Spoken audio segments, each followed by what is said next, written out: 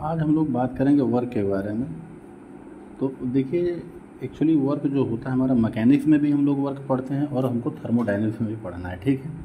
तो जो main concept होता है वर्क का वो तो सेम रहेगा, बस ये है कि थोड़ी सी डिफिनीसन बदल जाती है मैकेनिक्स में और थर्मोडायनेमिक्स में।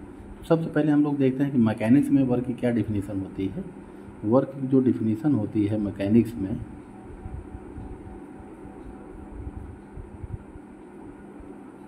क्लियर नहीं आ रहा, पता नहीं, ठीक। डिफिनीसन जो हमारा है,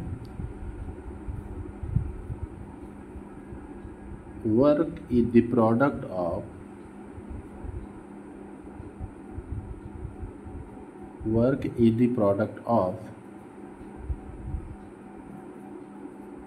the component of the force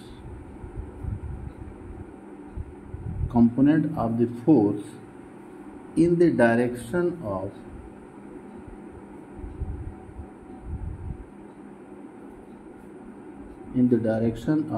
displacement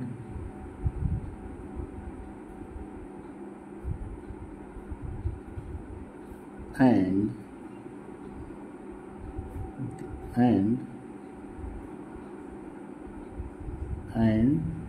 the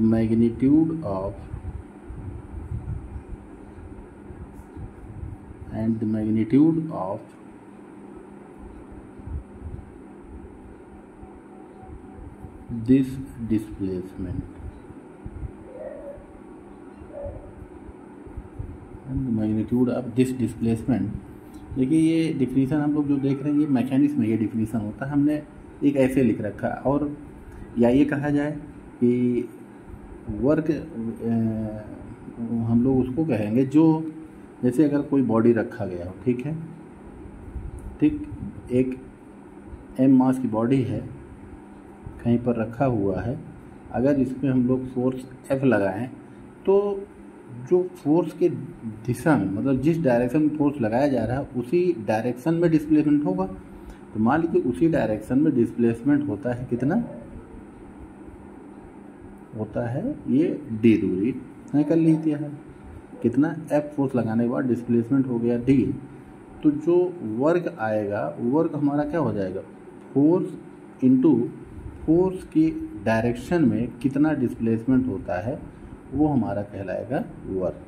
तो यहाँ पर अगर हम लोग यूनिट की बात करेंगे तो फोर्स का यूनिट क्या होता है, न्यूटन, और डिस्प्लेसमेंट मतलब जो भी है डिस्टेंस, उसका क्या होगा, मीटर। तो न्यूटन मीटर क्या आएगा, जूल आएगा।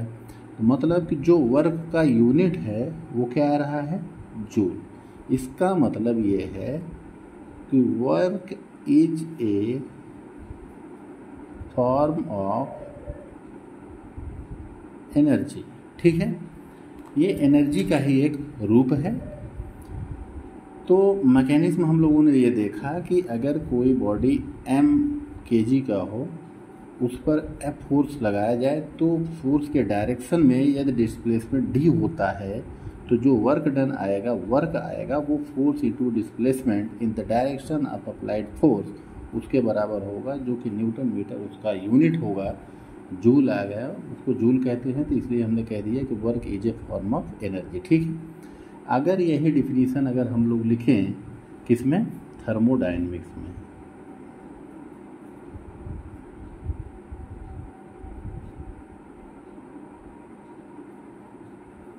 इन thermodynamics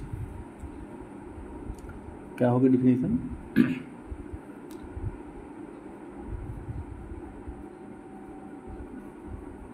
work is said to be done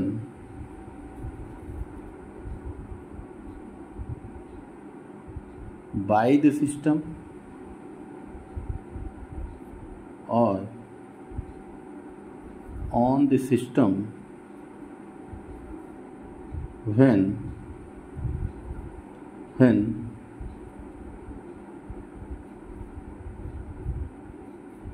whole effect can be seen।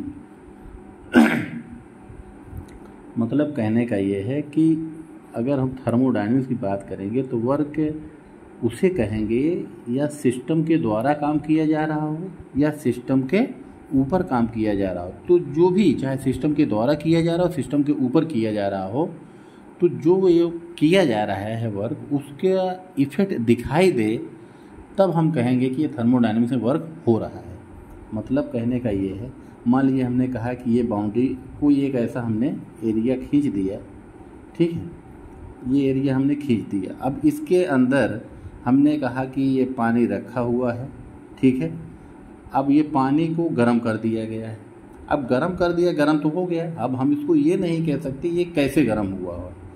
कहने का मतलब ये है कि मान लीजिए हमने कहा कि इसमें एक पैडल लगा दिया गया, ठीक है, और पैडल यहाँ पर चलाया जाए। अगर ये पैडल चलाया जाएगा तो ये पानी क्या होगा, लगातार जब ये पैडल इसमें मूव करेगा तो पानी गर्म होगा। तो मतलब कि आपने कुछ वर्क किया तो यहाँ पर गर्म हो रहा है, लेकिन और ये बंद है। अगर ये बंद है तो क्या ये हमको दिखाई देगा? दिखाई नहीं देगा। तो चाहे जितना काम करें, कोई उसका इफेक्ट हमको दिखाई नहीं दे रहा है, इसलिए वर्क डन क्या हो जाएगा, ऐसे केस में जीरो हो जाएगा।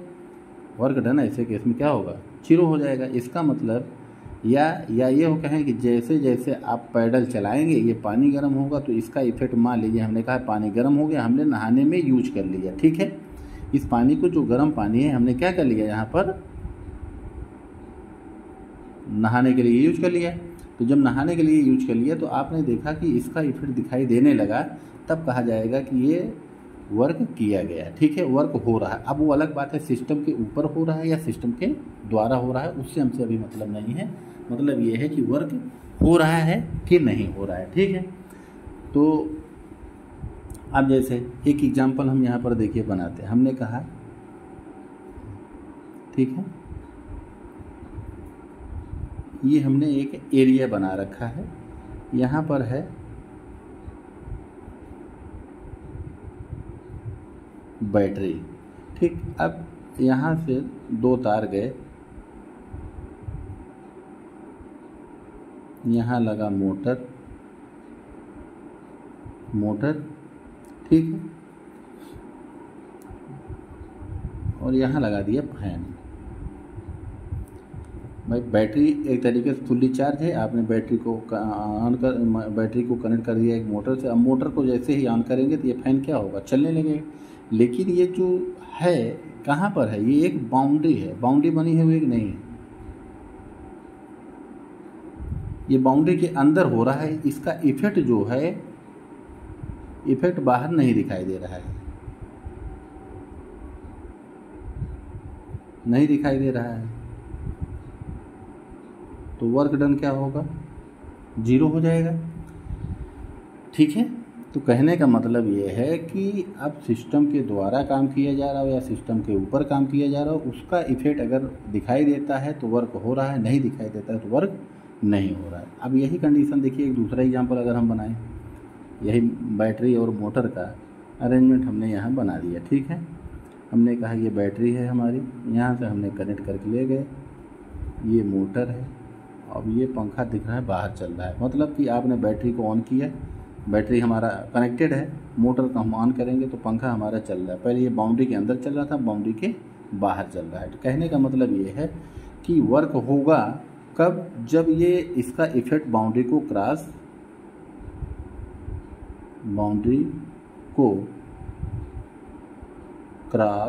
करे। क्या इफेक्ट, मतलब वर्क जो है एक बाउंड्री फिनोमेना है, वर्क जो है इसका एक बाउंड्री के ऊपर डिपेंडेंट है, बाउंड्री एक बाउंड्री फिनोमेना है। मतलब कहने का ये है कि जो इफेक्ट है अगर बाउंड्री क्रॉस करती नहीं है तो हम कह देंगे कि वर्क नहीं हो रहा है। अगर बाउंड्री क्रॉस कर जाती है तो हमको इसे इफेक्ट दिखाई देगा, तो वो हो जाएगा बाउंड्री फिनोमेना और वर्क डन उस समय हो रहा होगा, ठीक है।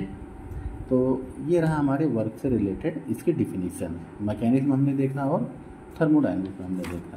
तो हम लोग देखते हैं, ठीक है।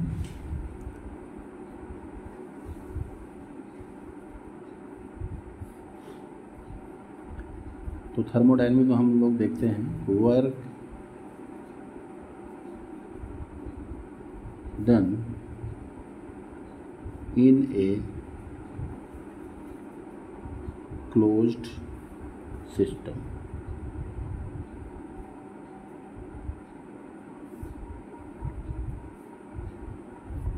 Work done in a closed system.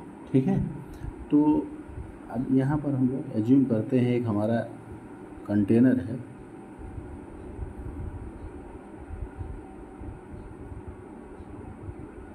Piston cylinder का अरेंजमेंट है, यहाँ पर इतने क्षेत्र में गैस भर के रखी गई है। ठीक है,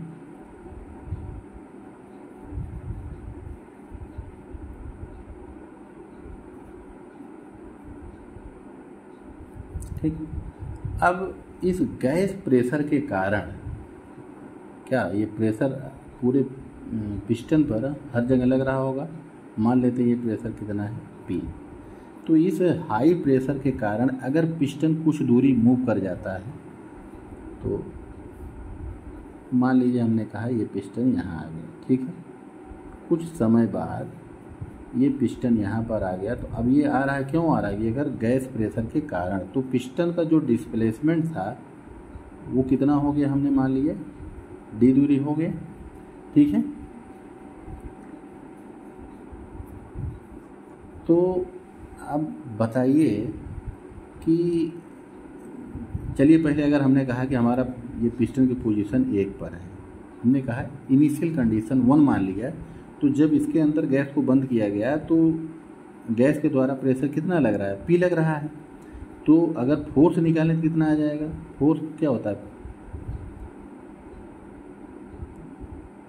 प्रेशर इनटू एरिया, या ये कहें कि प्रेशर जो होगा, ये गैस का प्रेशर कितना होगा? Force per unit area. ठीक है, फोर्स पर यूनिट एरिया मतलब कि एकांक क्षेत्रफल पर कितना बल लग रहा है, वही हमारा क्या कहलाता है? प्रेशर कहलाता है।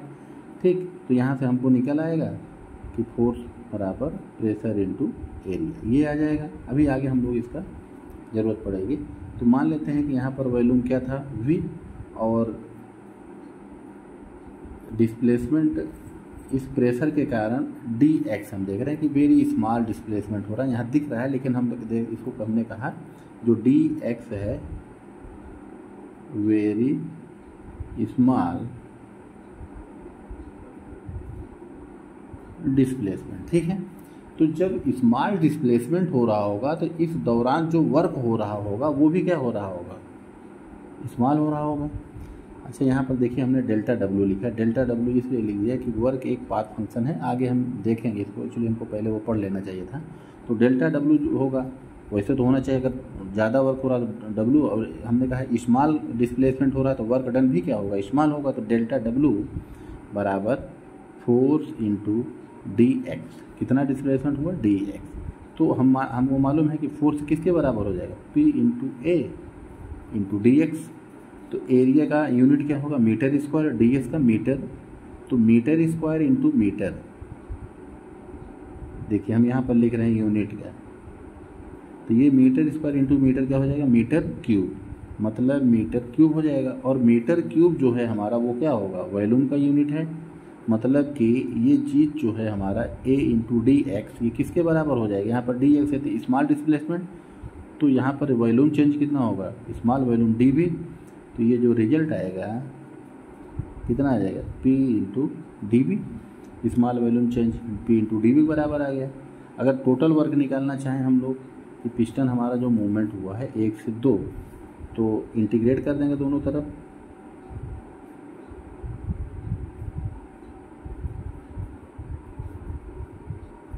तो W 1 से 2 आ जाएगा 1 से 2 P इंटू डी, मतलब कि वर्क डन हमारा आ गया 1 से 2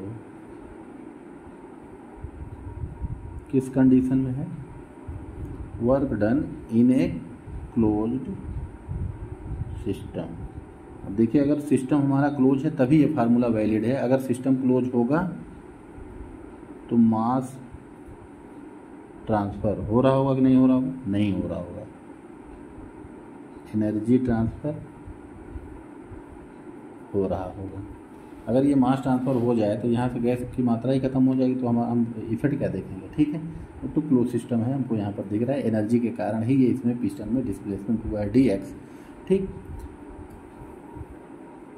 तो ये रहा हमारा वर्क डन का फार्मूला, किसमें? क्लोज सिस्टम के दौरान जो वर्क डन आएगा वो कितने बराबर आएगा? P इंटू डी वी के बराबर। ये रहा थर्मोडायनेमिक्स में वर्क डन का फार्मूला।